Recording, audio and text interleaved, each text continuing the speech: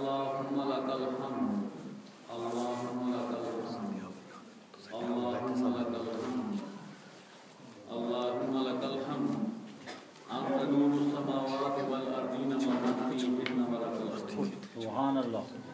أنت ملك السماوات والأرضين ومن فيهن ولك الحمد أنت خالق السماوات والأرضين ومن فيهن ولك الحمد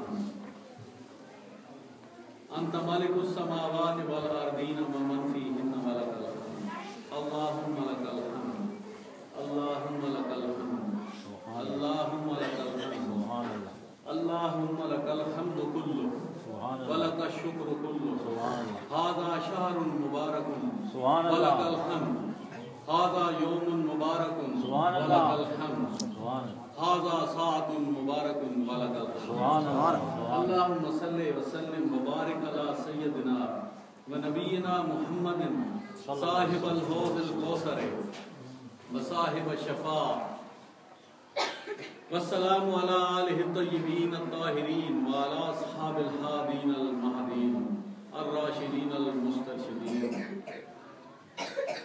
اللهم صل وسلم وبارك على سيدنا ونبينا وشفينا محمد خصوصا على أفضل البشر بعد الأنبياء أبي بكر وعمر وعثمان وعلي وخصوصا على سيدنا أبي محمد الحسن وأبي عبد الله الحسين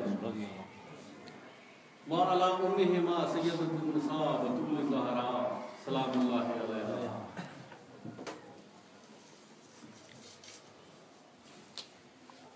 آج کا یہ خطاب وہ علماء کی دھواں دار تقریر نہیں بلکہ ایک لیکچر ہے.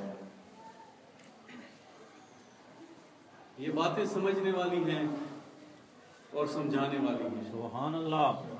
آپ توجہ سے بیٹھیں. میں زیادہ ٹائم انشاءاللہ نہیں لوں گا. بہت مختصر وقت میں انشاءاللہ زور بھی پڑھنی ہے. اس خطاب کے دوران میرا آپ کو پتہ ہی ہے کہ میں جوڑنے والوں میں ہوں, توڑنے والوں میں نہیں ہوں. میں کبھی کسی مسلک پہ, کسی کے عقیدے پہ کوئی اٹیک نہیں کرتا.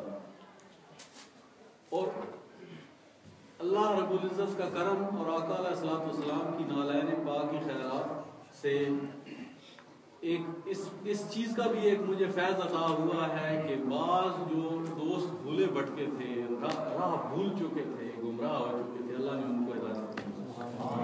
میرے ہاتھ پہ الحمدللہ ایک دریہ مسلمان ہو چکا. ماشاءاللہ. جو اہل محبت نہ تھے ان میں سے بعضوں کو اللہ نے ہدایت بخشی اور وہ شاکان رسول بنے. سبحان اللہ.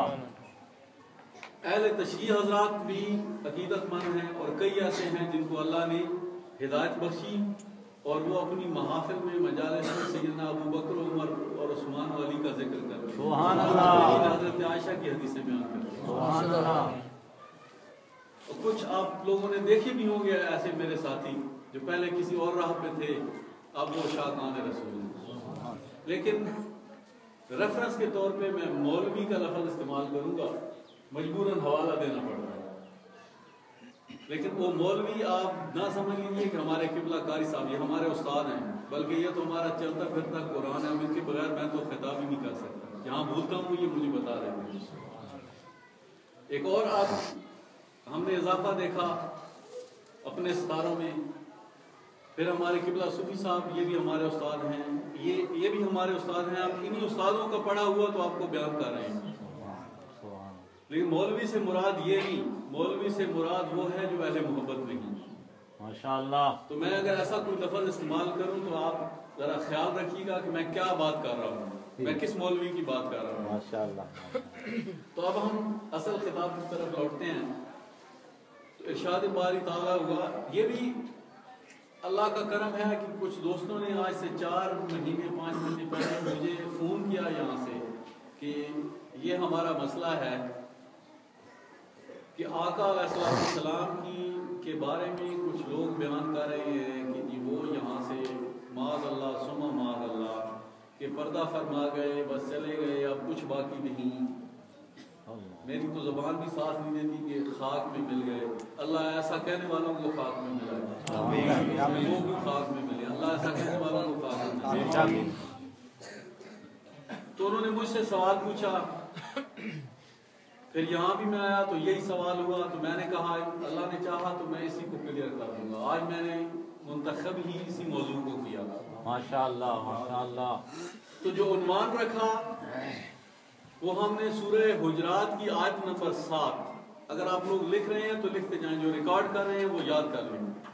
سورہ حجرات کی آیت نمبر 7 اس کا عنوان ہے۔ ارشاد باری تعالیٰ ہوا وَاعْلَمُوا أَنَّ فِيكُمْ رَسُولَ اللَّهِ، اور جان لو کہ اللہ کے رسول تم میں موجود ہیں۔ سبحان اللہ۔ اور جان لو کہ اللہ کے رسول تم میں موجود ہیں۔ لو یطیعکم فی کثیر من الامر لعنتم ولکن اللہ حبب الیکم الایمان وزینہ فی قلوبکم وکرہ الیکم الکفر والفسوق والعصیان اولئک هم الراشدون۔ سبحان اللہ۔ یہ آیت نمبر 7 ہے کہ اللہ کے رسول تمہارے درمیان موجود ہیں۔ سبحان اللہ۔ اب یہ جاننا ہم نے ہے، کیسے جاننا ہے؟ انشاءاللہ اس محفل کے بعد، مجلس کے بعد آپ اٹھیں گے تو آپ جان جائیں گے کہ حضور ہم میں موجود ہیں۔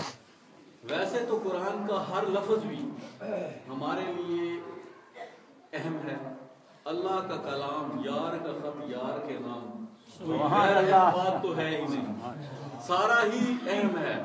کوئی ایک لفظ ایسا نہیں جو کہ اہم نہ ہو، جس کو بھلا دیا جائے کہ یہ تو اہم نہیں، چھوڑ دیا جائے۔ ایک لفظ کیا، ایک حرف بھی نہیں ایسا کہ جو اہم نہ ہو۔ لیکن اگر اللہ رب العزت فرما رہے ہیں اور کوئی اس سے پہلے کچھ خطاب نہیں، یا ایھا الناس، یا ایھا الذین آمنوا، اے ایمان والو، کوئی ایسا خطاب نہیں، سیدھے ہی بات کر دی۔ وَاعْلَمُوا، جان لو، اللہ اکبر، ان فیکم رسول اللہ، یہ میرا رسول تمہارے درمیان موجود ہے، یہ جان لو۔ اب یہ خطاب براہ راست تو قرآن آقا کے قلب ادب پہ اترا، اور پہلے مخاطبین اول تو صحابہ کرام رضوان اللہ تعالی علیہ اجمعین۔ سبحان اللہ۔ یہ خطاب صحابہ کو ہے۔ اب صحابہ کے درمیان تو آقا کا وجود مبارک موجود تھا، آقا کا وجود مبارک اس سے پہلے بھی روحانی طور پر موجود تھا، پھر جسمانی طور پر موجود ہوا۔ پھر آقا علیہ الصلوۃ والسلام نے، اللہ کی تو اجازت تھی کہ آپ جب تک چاہیں زندہ رہیں۔ سبحان اللہ۔ وہ حدیث میں اس پہ جانا نہیں چاہتا کیونکہ طویل ہو جائے گی بات، کہ مسجد نبوی میں خطاب ہو رہا ہے اور فرما رہے ہیں اللہ نے بندے کو اختیار دیا کہ وہ چاہے تو دنیا لے لے، چاہے تو اللہ کا قرب اختیار کر لے۔ بس بندے نے اللہ کا قرب اختیار کر لیا۔ کسی کو بات سمجھ میں نہ آئی، سیدنا ابو بکر رونے لگے۔ تو صحابہ نے پوچھا ابو بکر کیا ہوا؟ انہوں نے فرمایا کہ تم سن نہیں رہے کہ آقا کیا فرما رہے ہیں؟ اللہ، یہ اب جدائی آ رہی ہے۔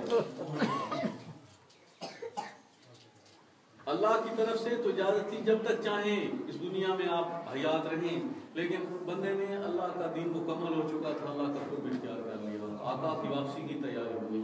اب جسد اطہر تو روضہ انور میں اسی طرح موجود ہے جیسے تھا۔ وہ بھی آگے حدیث میں میں انشاءاللہ حدیث سے ثابت کروں گا، قرآن سے ثابت کروں گا۔ ویسے ہی ہے جیسے حیات میں تھا۔ روحانی طور پر یہ دنیا ساری ایسے جیسے ہتھیلی کے اوپر کوئی چیز ہوتی ہے تو دیکھنے کے لیے اٹھ کے تو نہیں جانا پڑتا، یہ ساری دنیا سامنے ہے۔ سبحان اللہ۔ اسی طرح دیکھ رہے ہیں جیسے حیات میں دیکھتے ہیں۔ جہاں تشریف لے جانا چاہیں، اللہ کی عزت کی قسم، اب بھی کوئی پابندی نہیں۔ سبحان اللہ۔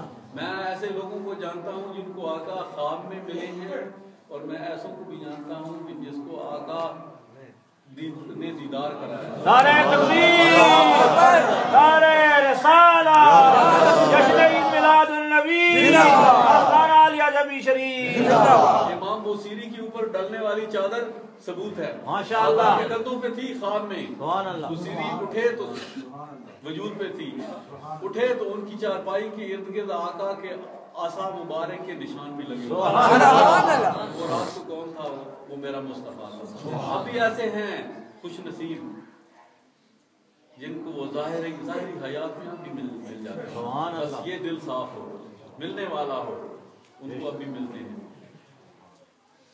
تو وجود مبارک اب بھی اسی طرح قائم ہے جیسے حیات میں تھا صرف حیات بدل گئی ہے پردہ فرما گئی اب ہمیں ہماری ان آنکھوں سے نظر نہیں آتا جن کی آنکھیں صحیح ہیں میری طرح ایسی نہیں لگی ہوئی ان کو ابھی نظر آتی سبحان اللہ ماشاءاللہ اب اس آیہ مبارکہ کا خطاب براہ راست تو صحابہ کرام رضوان اللہ علیہ اجمعین کو تھا کہ رسول تم میں موجود ہے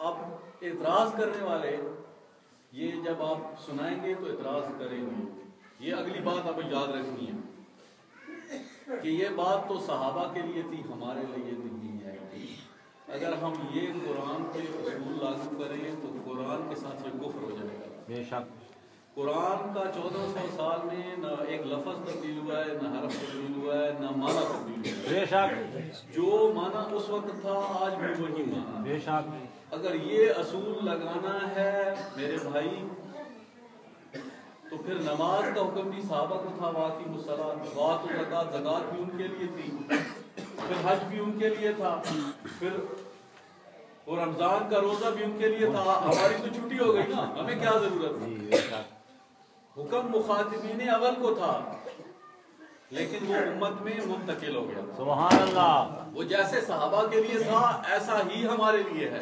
وَاعْلَمُوا أَنَّ فِيكُمْ رَسُولَ اللَّهِ اس میں صحابیوں کا تو نام ہی نہیں ہے میں انشاءاللہ آخر میں پھر اس آیت کو ہم وزٹ کریں گے اور میں بتاؤں گا کہ یہ آیت تو صحابہ کے لیے تھی نہیں یہ جو اب میں آپ کو تفسیر بیان کر رہا ہوں یہ میں نے پڑھی علماء سے سنی اور میں وہ بیان کر رہا ہوں وہ انشاءاللہ میری اپنی ہوگی اگر کسی کو پسند آئے تو رکھ لیں پسند نہ آئے تو واپس تو یہ عمل ایسا بنا لینا کہ قرآن کا یہ حکم صحابہ کے لیے تھا اور یہ ہمارے لیے تھا ایسی کوئی بات نہیں قرآن کا حکم جو اس وقت صحابہ کے لیے تھا وہی آج ہمارے لیے یہ نماز یہ روزے یہ حج اور زکوٰۃ یہ صدقات یہ تمام عبادات اور تمام اعمال یہ پھر ہمارے باطل ہو جائیں گے اگر ہمارا ایمان یہ ہو گیا کہ یہ باتیں تو صحابہ کے لیے تھی ہمارے لیے نہیں اور اگر بھائی صاحب کی بات مان بھی لی جائے کہ یہ تو حکم صحابہ کے لیے تھا تو کن صحابہ کی صرف صحابہ کے لیے تھا نا بھائی فرض کر لیتے صحابہ کے لیے تھا تو صحابہ مکہ میں رہتے تھے حضور مدینہ میں رہتے تھے سارے حضور کی مجلس میں تو نہیں تھے حکم تو سب صحابہ کے لیے تھا تو پھر بھی سب کے لیے تو حضور ظاہراً تو موجود نہ ہوتے تھے لیکن حکم اگر سب صحابہ کے لیے تھا بھائی صاحب تو پھر بھی آپ کی بات تو سچی نہ ہوئی کہ سب صحابہ کے پاس تو حضور موجود نہ تھے لیکن ان کا قرآن کہہ رہا ہے وَاعْلَمُوا أَنَّ فِيكُمْ رَسُولَ اللَّهِ اور جان لو کہ میرا رسول تمہارے درمیان موجود ہے سبحان اللہ آگے ہی اسی آیہ مبارکہ کی اسی سورہ کی آیت نمبر 8 ارشاد باری تعالیٰ ہے فضلا من اللہ ونعما واللہ علیم حکیم جان لو کہ میرا رسول تمہارے درمیان موجود ہے اور یہ جو میں فضل کر رہا ہوں نا تمہارے اوپر یہ بارشیں برسا رہا ہوں تمہیں کھانے کو دے رہا ہوں پینے کو دے رہا ہوں تمہیں سانس دے رہا ہوں آکسیجن دے رہے ہو تم یہ پھر رہے ہو دنیا میں چلتے پھرتے ہو جتنی نعمتیں تمہیں بخشی ہیں مال اولاد بخشا ہے یہ ساری نعمتیں میرے مصطفیٰ کی وجہ سے ہیں سبحان اللہ فضل من اللہ ونعما واللہ علیم حکیم اور وہ اللہ علیم الحکیم ہے سب کچھ جاننے والا